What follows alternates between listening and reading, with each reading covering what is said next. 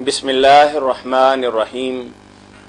معزز خواتین و حضرات، فتاوی آن لائن کے ساتھ میں ہوں آپ کا میزبان میاں طاہر۔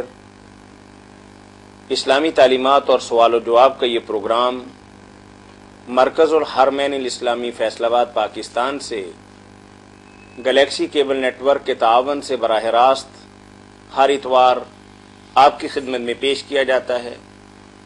آپ بھی اپنے مسائل کے حل کے لیے قرآن و سنت کی روشنی میں جوابات حاصل کرنے کے لیے ہمیں کال کر سکتے ہیں۔ کال کرنے کے لیے ہمارا ٹول فری نمبر ہے 08001177777۔ فتاوی آن لائن اس پروگرام میں آپ کی طرف سے آنے والی فون کالز اور براہ راست پوچھے گئے سوالات کے جوابات حسب معمول معروف مذہبی اسکالر، ممتاز عالم دین، متعدد کتابوں کے مصنف و مؤلف، وحدت امت کے داعی، روایت اور درایت سے بات کرنے والے، میری مراد مفتی مولانا محمد اسحاق مدث اللہ العالی ہیں۔ کال کرنے کے لیے ہمارا ٹول فری نمبر دوبارہ نوٹ کر لیجئے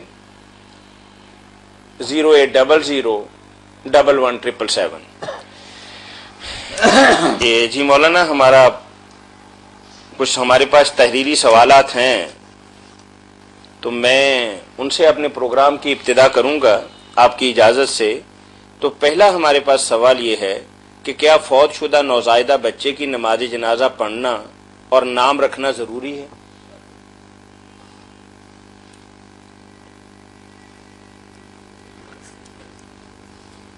سوال میں جو لکھا کہ بچہ جو پیدا ہوا نیا اس کا نام رکھنا، یہ جنازہ پڑھنا، بچے کے بارے میں کئی چیزیں ہیں وہ ساری ذہن میں آ جانی چاہیے، چلو ذرا کلیئر کرنے۔ ایک تو ہے کہ پیٹ سے گر جائے بچہ، اس کے بارے میں دیکھا جائے گا کہ وہ 4 ماہ کے بعد پھر گرا ہے یا 4 ماہ کے بعد وہ پیدا ہوا، بے شک مردہ ہی پیدا ہوا، ایک تو صورت یہ، ایک دوسرا کہ زندہ پیدا ہوا بعد میں فوت ہو گیا، یہ دوسری صورت۔ تو پہلی صورت جو ہے نا کہ 4 ماہ کے اندر بچہ ساکت ہو جائے تو اس کی تو نماز جنازہ نہیں، کوئی مسلمان نہیں مانتا کہ اس کی نماز جنازہ پڑھی جائے۔ 4 ماہ کے بعد اگر وہ گرے نا تو پھر امام احمد بن حنبل اور علامہ البانی اس طرح بہت لوگ قائل ہیں، شیخ ابن باز بھی کہتے تھے کہ بس جیسے حضور نے کہا کہ جو گرے اس پر نماز جنازہ پڑھی جائے، تو چونکہ جان پیدا ہو جاتی نا 4 ماہ کے اندر، روح پھونک دی جاتی ہے، اس لیے وہ زندہ ہو کر ہی مرانا تو پڑھ لی جائے تو بہتر ہے۔ باقی کچھ لوگ کہتے ہیں کہ نہیں، جب تک زندہ پیدا نہ ہو چیخ نہ مارے یا حرکت نہ کرے، یہ بھی ایک روایت کے لفظ ہیں مگر یہ صحیح نہیں ہے۔ اس لیے وہ پہلی جو ہے نا سکھ جی سرلال ہے کہ پڑھنا ہے تو پھر 4 ماہ کے بعد جو گرا اس پر ہی پڑھ لیں۔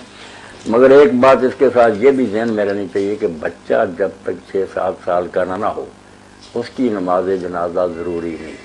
ویسے نہیں ہم بغیر کسی کو پڑھے دفن کرتے، مگر اللہ کے رسول علیہ السلام نے 18 ماہ کا آپ کا بچہ تھا ابراہیم علیہ السلام، اور آخری زمانے کی بات ہے نماز جنازہ بھی کوئی نہیں پڑھی نماز جنازہ اس پر۔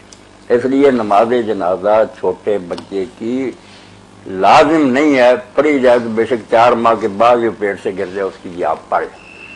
فرض جو ہے نا واجب کہ ضرور پڑھی جائیے، بالغ آدمی جس کو نیکی بری کی سمجھ آ جاتی ہے اس کی۔ اچھا مولانا، رمضان میں آپ نے ایک بات کا جواب دیا تھا کہ اس طرح کے بچے کی نماز جنازہ اگر نہ پڑھی جائے تو اسے مسلمانوں کے قبرستان میں ایک گوشے میں یا ناحیے میں یا الگ سے جگہ میں دفناتے ہیں، یا جنازہ بھی پڑھا جائے تو تب بھی تھوڑا سا بڑوں سے الگ ان کو دفنایا جاتا ہے۔ یہ لوگوں کے اپنے توہمات میں ایسی کوئی بات نہیں، اس کو بھی جہاں جی چاہے دفن کریں، وہ مسلمانوں کا بچہ ہے، مسلمانوں کا قبرستان ہے، کوئی نہیں۔ اچھا، ایسی کوئی شرعی نہ شرعی کوئی نہیں۔ بعض عورتیں اپنی طرف سے نا کہ جب پہلی مرتبہ ایسا ہو جائے نا یہ چھوٹا بچہ گر جائے تو وہ کہتی ہیں کیا دعائی مچانی ہے کہ ساری دنیا کو پتہ لگ جائے ان کی بچی کو یہ ہو گیا، تو گھروں میں بھی قبر بنا دیتی تھی کہ وہاں گرا کھودا اور دفن کر دیے۔ کوئی بات نہیں، نہ اس میں کوئی دینی حرج ہے، قبرستان میں دفن کریں، بالکل ٹھیک ہے۔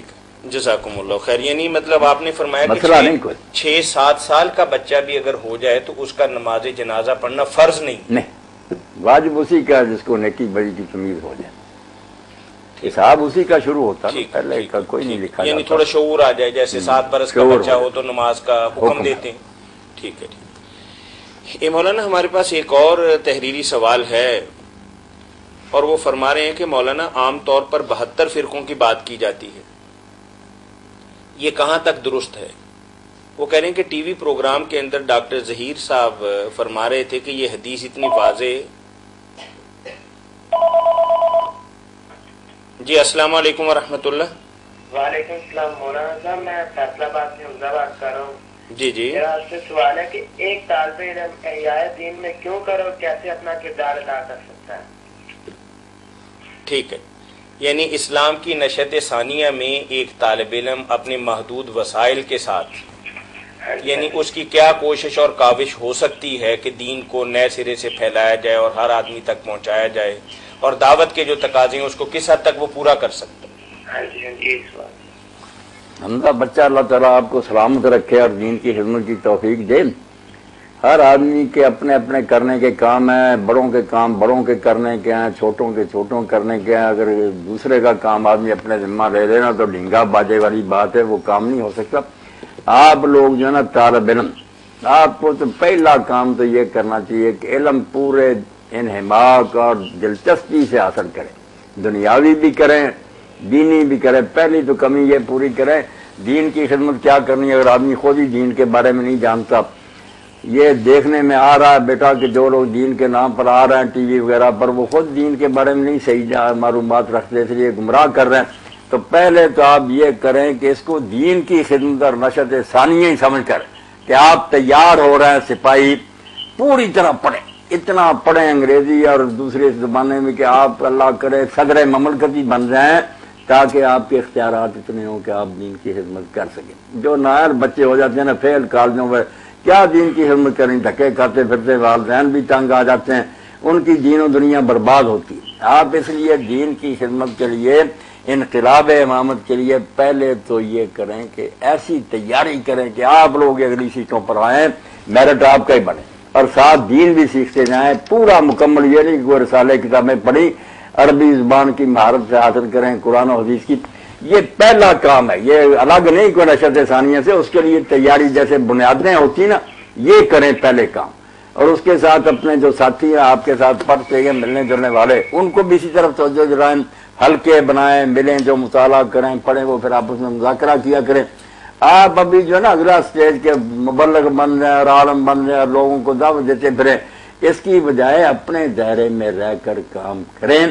وہ عیسیٰ علیہ السلام کی بات لوگوں نے برا تو اس کو منایا، انہوں نے کہا یار بچوں کی روٹی کتوں کے آگے نہیں ڈالی جا سکتی، ہمارے پاس جتنا ہے نا ہم اتنا کام کریں، وہ کام کیوں اپنے سر لے لیں جو نہیں کر سکتے۔ بڑے ہو جائیں گے پھر بڑے کام کریں گے۔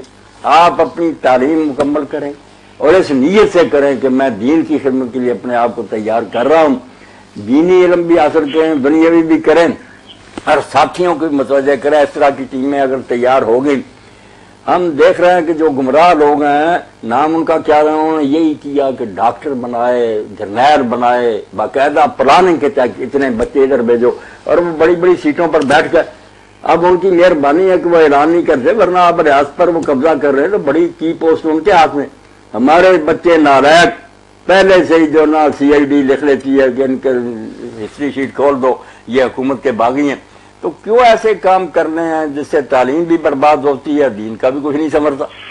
آپ یہ میری نصیحت سب بچوں تک پہنچا دیں کہ آپ اگر صحیح معنوں میں دین کا کام کرنا چاہتے ہیں، یہ سیاست وغیرہ کو چھوڑیں، بڑے کرتے رہیں گے، آپ اپنا علم جو ہے نا اس کو مکمل کریں، اس نقطہ نظر سے کریں کہ ہم نے آگے جا کر اس محاذ پر پھرنا، کام کرنا، انشاءاللہ برکت ہوگی، آپ کی دین و دنیا سنور جائے گی، ورنہ سارا کام نہ جوڑی کا بیج بھی جو ہے نا ضائع جائے گا، روگے گا بھی کچھ نہیں۔